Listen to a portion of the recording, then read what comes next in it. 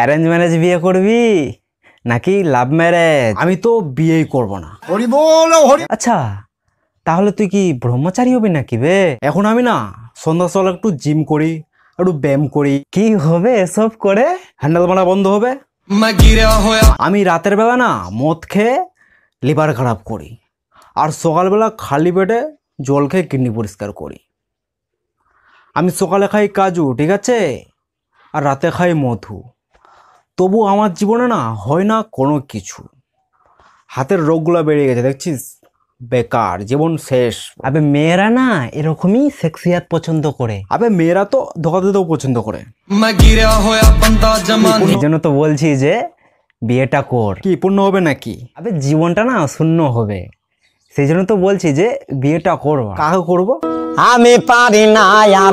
প্রেমিকাই তো নাই আমার বে।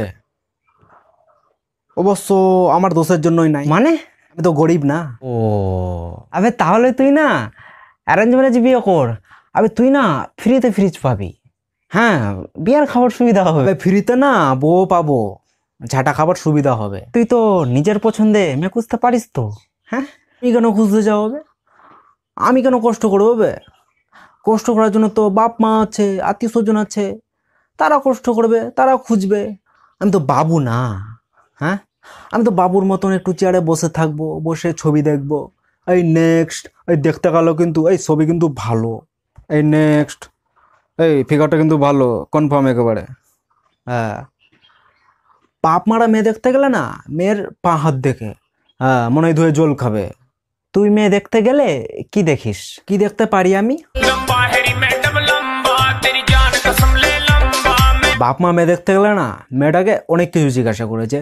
তুই কতদূর অবধি পড়াশোনা করেছিস, তোর বাপের নাম কি, এটা ওটা হ্যান ত্যান।